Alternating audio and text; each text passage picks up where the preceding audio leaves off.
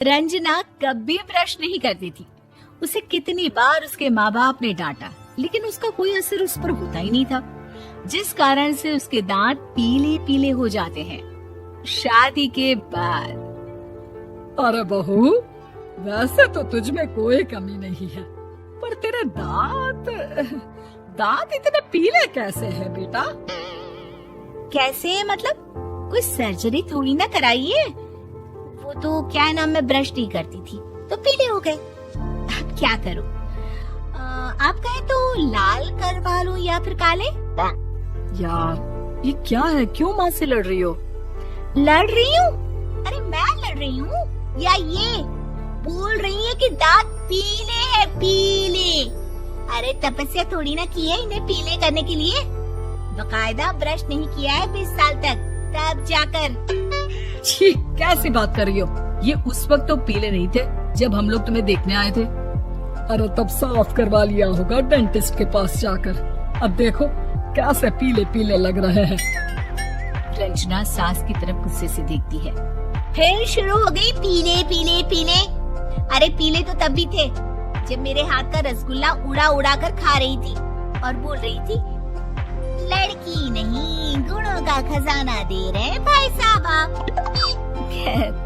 अब वो लोग करते भी तो क्या करते, पीले दांत वाली बहू पल्ले पड़ी थी तो झेलना तो था ही। एक दिन कीर्तन में रंजना गाना गा रही थी।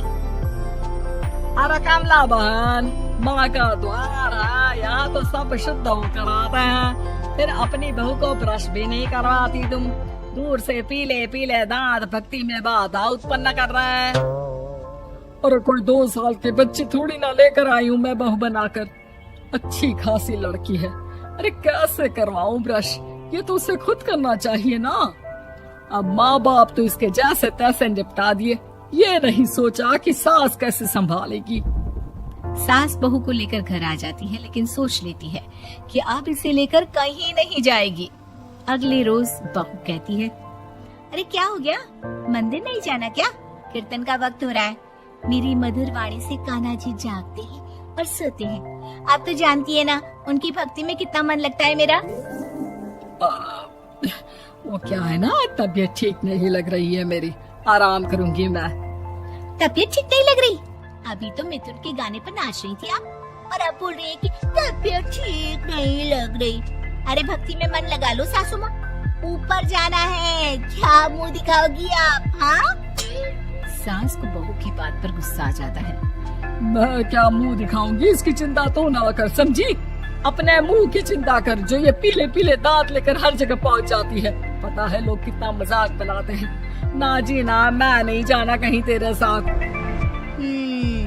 तो ये बात है, कोई ना, मत जाओ, मैं अपने कमरे में ही बैठकर भक्ति कर लूंगी। ऊपर वाला दांत थोड़ी ना देखता है, मन देखता है, भावना देखता है। और अरे बस बस, तू सब कुछ दिखा, बस ये सफेद चमकदार दांत ना दिखाना किसी को, है? जा यहाँ से। बहू को सास की बात का कोई फर्क नहीं पड़ता, वो तो जैसी थी वैसी ही रह जाती है। सुबह नहाकर किचन में खाना बनाना, फिर खाना खाना, कीर्तन भजन करना और सो जाना। एक दिन, माँ जी मैं सहेली के घर जा रही हूँ, शाम को लेट आऊंगी। हाँ, तो जाना, मैंने कौन सा तेरी आरती करनी है घर पर बैठकर। रंजना सहेली के घर जाती है, जहाँ वो पार्टी में जाने की तैयारी कर रही होती है। अरे शिखा, कहाँ जाने की तैयारी कर रही है? मैं गलत वक्त पर आ गई क्या? अरे नहीं यार, उल्टा सही वक्त पर आई है। मैंने ये साड़ी और ज्वेलरी निकाली है यार, शाम को इनके ऑफिस की एक पार्टी में जाना है। बताना कैसा लग रहा है ये सब? नहीं यार, इस ड्रेस के साथ तो वो वाली ज्वेलरी अच्छी लगेगी। हाँ, सही बोल रही है, मैंने ध्यान ही नहीं दिया। वैसे तो हमेशा से मस्त फैशन सेंस रखती है। तो बड़ा जाती होगी ना पति के साथ पार्टी में।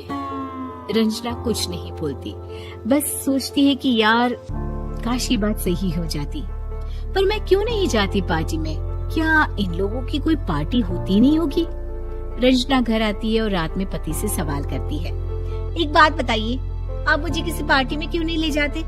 क्या आपके यहाँ ऑफिस में पार्टी नहीं होती?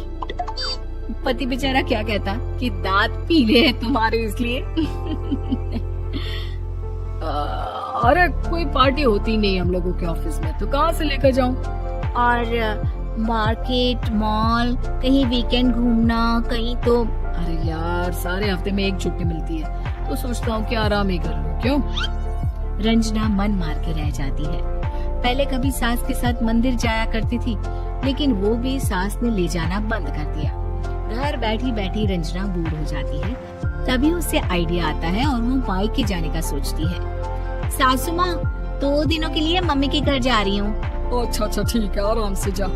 और हाँ, माँ से कुछ अच्छी आदत सीख कर आना कि कैसे शरीर के हर भाग की तरह दांतों की सफाई भी जरूरी होती है, समझी?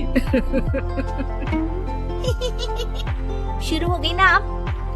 वो लोग आपकी तरह नहीं है कि छोटी छोटी बात का बतंगड़ बना दे। उन लोगों के लिए मैं मायने रखती हूँ, ना कि मेरे पीले पीले दांत। रंजना माँ को बिना बताए उन लोगों को सरप्राइज देती है, लेकिन जैसे ही वो दरवाजे पर पहुँचती है, अंदर देखती है कि घर वाले कहीं जा रहे होते हैं। अब माँ, काश रंजना दीदी के दांतों वाली प्रॉब्लम नहीं होती, तो वो भी हम लोगों के साथ चलती ना बुआ जी की बेटी की शादी में। हाँ बेटा, लेकिन अब उसे कौन समझाए कि उसको उसके पीले दांत नहीं दिखते, लेकिन उसके आसपास के लोगों को कितना एम्बैरेसिंग फील कराते हैं। मुझे तो कितनी बार उसके स्कूल की टीचर ने शिकायत की कि उसके साथ कोई लड़की बैठना भी नहीं चाहती, और ना ही कॉलेज में कोई उससे बात करना चाहता था। लेकिन पता नहीं क्यों उसे ये बात समझ में ही नहीं आती। कोई कमी नहीं है उस लड़की में, बस यही कि दांत पीले हैं। वो तो भला हो जीजा जी और उनकी माँ का, जो दीदी को जैसी है वैसे ही रखा हुआ है। रंजना को अपने घर वालों की बात सुनकर बहुत दुख होता है। वो सोचती है कि वो क्या करे, लेकिन फिर वो सीधा डेंटिस्ट के पास जाती है, अपने दांत चमकाती है और कसम खाती है कि वो रोज ब्रश करेगी। अरे क्या हो गया? तुम तो 2 दिनों के लिए गई थी ना, पर कोई ना, अच्छा है, चलो आ गई तो। रंजना सास के सामने आकर खड़ी हो जाती है और पूरी स्माइल करती है, उसके चमकदार दांतों को दिखाती हुई। चलो मंदिर। माँ, मुझे माफ कर दीजिए, मैंने आप लोगों को बहुत एम्बैरेसिंग फील करवाया। मैं आज से रोज ब्रश करूंगी।